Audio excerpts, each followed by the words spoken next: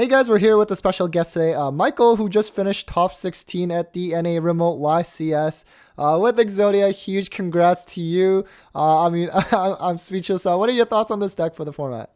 To be honest, for the fact that it got to top 16, it's wow. This deck is probably, in my opinion, one of the number one, or if not the number one, rogue pick right now. I wouldn't classify this as a meta or anything of those, but I mean, this deck, when it does its thing, and when it does it strong. So I think it's best of rogue. Amazing. Well, let's just get right to the list then. Perfect. As you guys can see here, I've already laid out. We have the MVP of the deck, the big man himself. Of course, this isn't the form that you see, nor do you really want to see unless you see all five, right? So, moving into the bread and butter, we'll do the monsters. We have three Heart of the Blue Eyes. This card's insane.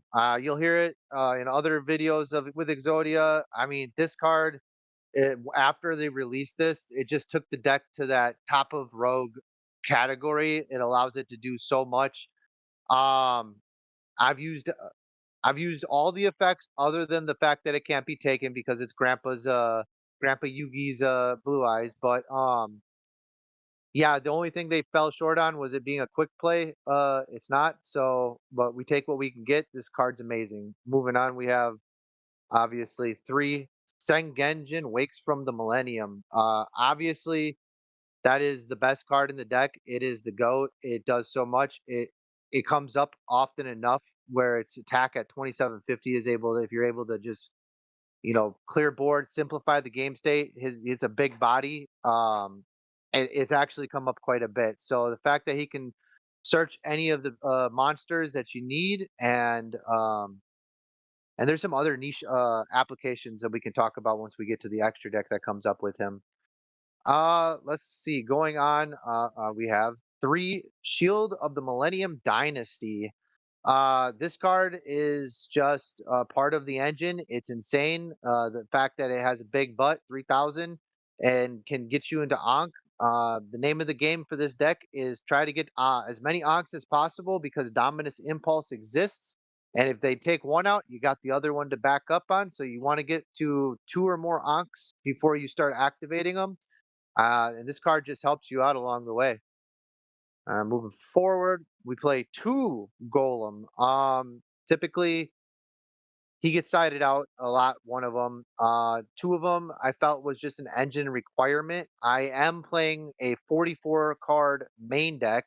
I had it down lower than that before, but I just upped it right before this event, and the second one of these made the slot. I would say if you want to keep low count, one is fine. Two is also fine. In my opinion, I think three is too much. So for some of the monster hand traps, three Ash Blossom. I feel like it's just if you're playing hand traps, Ash Blossom, she's got to be in there. She can solo. She can impair your opponent, and then for the other niche application, she is a level three tuner. So that comes up every once in a great while. And then I will say the biggest factor, the next card, the biggest factor that this deck was able to perform the way that it was, of course, is the most hated card in Yu-Gi-Oh! It seems like Dimensional Shifter. There's really nothing to say about it. If I can get it and resolve it, I'm generally winning. Um, I can't say it fully carried me, but it definitely got me in a lot of games. So Shifter came in clutch. Moving on to spells, we have three Millennium Ankh. You cannot play any less. This card is the heart and soul. This is what brings out the unstoppable Exodia. Um, you need to get to it, and like I was saying before, you need to get to more than one. So the idea for the deck is consistently get to this, get it out, and then you set up everything around it, which we'll get into shortly. Uh, two Wedju Temple. That also is a part of the engine requirement. It helps you kind of get the flow of things going. It can start you. It can be a starter. Typically, I've used it for a starter a couple of times, putting like an Exodia piece or something, or like a second shifter. It's happened a couple of times, so um, it does come up, but it's just I don't think you could ever play less than two, and playing three seems kind of bad. So I think two is a perfect number for that. On its side is going to be the two secret village. Um, yeah, Secret Village. It's a card. It's not fun when your opponent has a lot of spell cards and you have a big Exodia spellcaster with a village, and they can't do much. So we play Secret Village. I play two because I want to see it, but I also don't want to play three and see it too much. I think again, one is too few, three is too many, so we meet in the middle at two. Along with those, we play the consistency cards to get to said cards. Terraforming for either or. Prosperity, it's a digger. Prosperity's prosperity. We know about it. Set rotation, it gets you to it, and it's really good. It can turn off imperm, evenly match effects for your opponent. I mean, I anybody who's dropping set rotation and still playing Secret Village, I disagree. Um, we obviously played one Obliterate Blaze in the main deck. Funny thing is, I just learned how to play the card, even though I was playing the card, and it sounds kind of crazy, but it doesn't do its effects on activation. Instead, and if I read the card properly, it states it gives Exodia the effects. So I had to play it a little bit differently than I originally did. It's still a good card. I still think it's a must play at one, and yeah, you just gotta play it correctly. Um, Continuing on, we play some board breaker stuff. Three, super polymerization. This card is really good, and I think it's insane in this deck. It's good against Tempai. It's good against Fire King. It's good against. I mean, I'm just going down the line. It's good against pretty much everything, and you can end up having like 3, 4 cards in your hand that you don't need, adding a separate temple or a separate secret village, or you have set rotation, you already have village.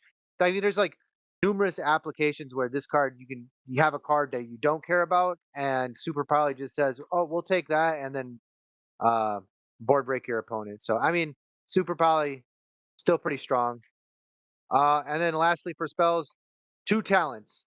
Um, the reason I play two talents, I've saw it coming in and out of a lot of Exodia lists. This card is amazing because the decks like Centurion and other decks that want to play Ash Blossom to negate your Millennium from coming out of Spell and Trap, or Mourner to negate your Exodia.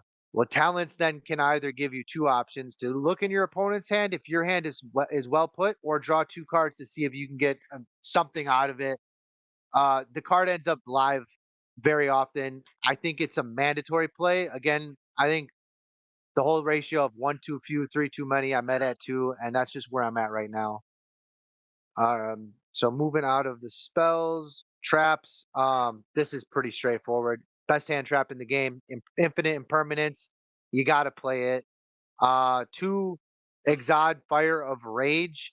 To be honest, I sided one out a lot, and the idea of playing two is if you get to a grind game and if you play against like a runic player or zombie vampire with the fire kings and they mill your pieces and you can do the fires of rage to put them back so your attack becomes live. But that never came up for me. Either way, this card's insane. The fact that this card won me so many games because you just the properly timed board wipe devastates your opponent to the point where you just attack with a big guy and win. So this particular card um out overperformed. Lastly, I played as the angel statue as a rune. Previously I almost topped a regional a couple weeks ago, and I was playing silhouette trick because Azarune doesn't work underneath shifter. But I thought the idea of this being this is a better version, a better card. And it happened to me twice throughout my 12 rounds where I saw Shifter and Azarune in my hand together. That being said, I also saw two pieces of Exodia about 75% of my hands. So I still think that this is the choice for trap that you play because it's good. I never actually resolved its effect. It was either taken off the board or I never got to it. Still think that you should play it, but I never actually got to this tournament. Let's go. Let's go extra deck. In the extra deck, we'll get him out the way. Three unstoppable Exodia. You're bringing him out every time. He's the main guy. Uh, he wins games. There was a lot of my games today where if I didn't see Shifter, if I didn't have Temple, because those are win condition type against a lot of decks. But if I didn't have those, a lot of the time today I was sitting on an Exodia with a Fires of Rage. Um, and timing that out correctly was a lot, but, with a properly timed your 2 interruptions properly timed, it won me some pretty big games that, otherwise I probably shouldn't have.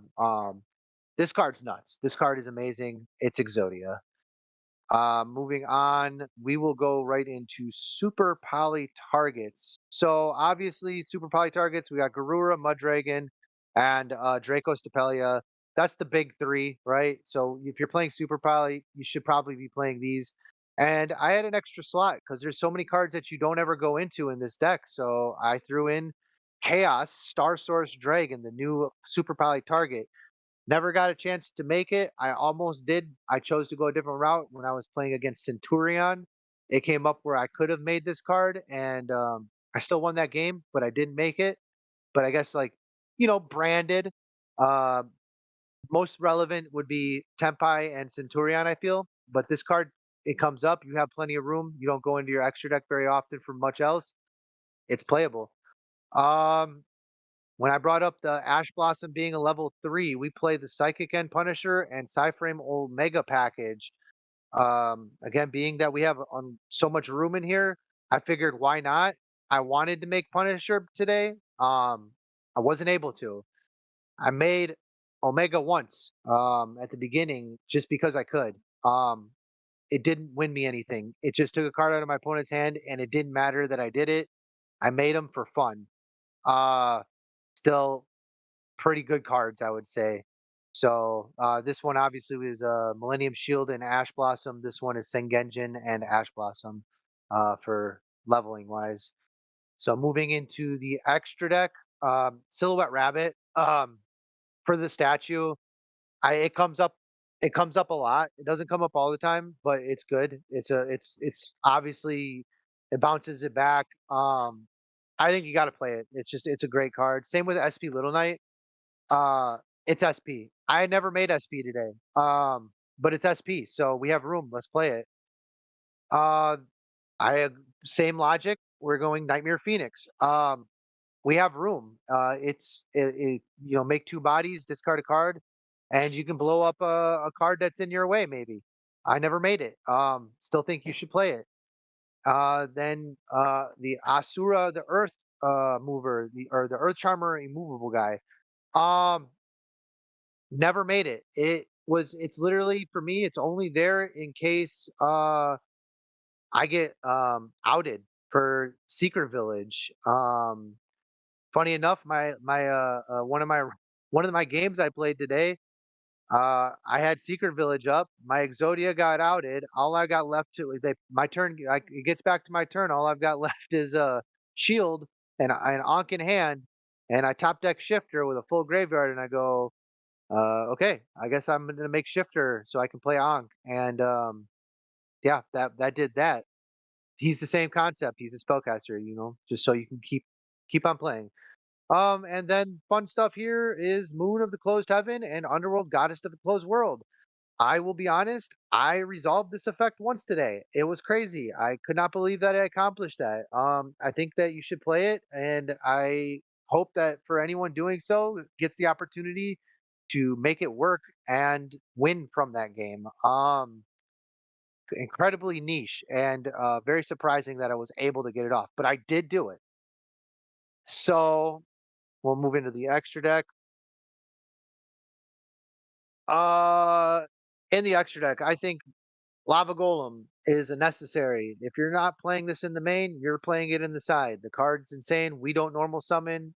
There's just it it does too much to not play it. So it's amazing.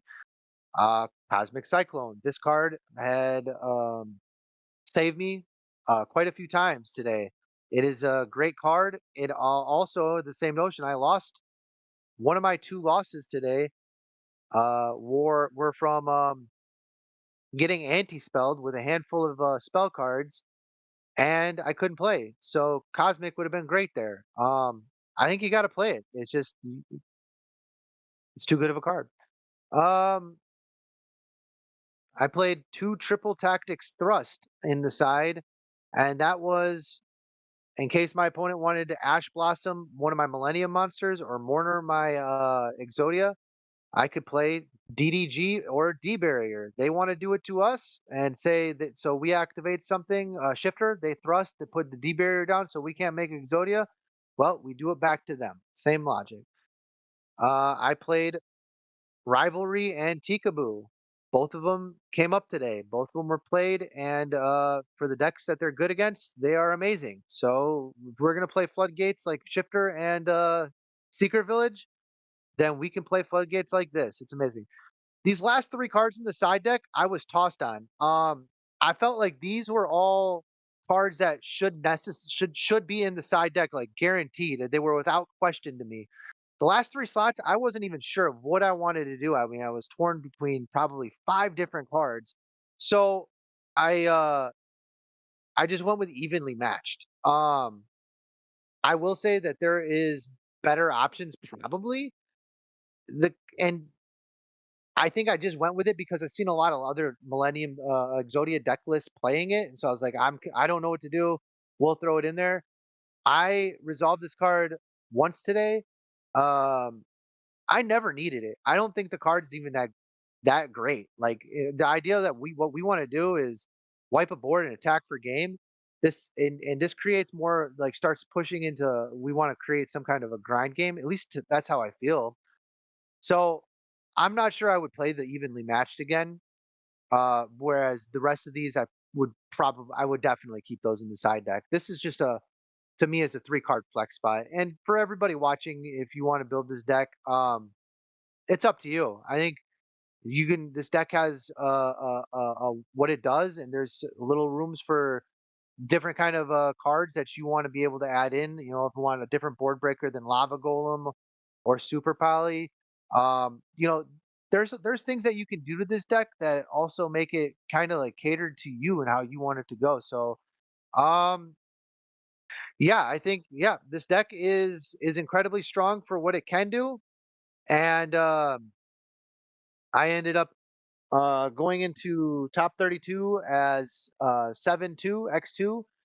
I won my top 32 match and then played in top 16. Unfortunately, I made an incorrect call on something and lost. So, but uh, it's disappointing when when you got a game and you kind of feel like you threw it, but at the same time, top 16 Exodia, first time, first YCS top 16. I couldn't be happier. Uh, I do want to say shout out to everyone along the way that has been a part of this deck, sharing their ideas, keeping it going, trying to get to these tops to get the representation that it probably deserves. I want to say shout out to my local community in Madison, Wisconsin. You guys are awesome. Um, you're very supportive, unless your name is Darian Hahn. We want to shout out Darian Hahn because he definitely needs to wear his makeup and red nose because he gave me a lot of crap along the way wearing for this. So, yes, I did top 16. I did do it with a helmet deck, and Darian, if, when you're watching this, you will be buying me an Exodia bike helmet, and we will be playing. Um, but I also want to shout out everybody who helps put out content along the way. All of the content creators that want to share to promote the health of the game. There's a lot of players that feel strongly about certain decisions that are made, certain cards that are out. But these content creators kind of just bringing you stuff, keeping you on track. It keeps you in the game. I love it. I love the community. I love my locals. I love you, Darian. Um, I love my wife. I want to shout out my wife and kids too, real quick because they've been very. She's been very supportive with the kids while I've been doing this. So thank you all. Is there anything that you wanted to ask me before we close this out? No, no, that was amazing. Thank you so much, and a huge congrats to you yet again. So yeah, all those watching, thank you so much for your time, and take care, everyone.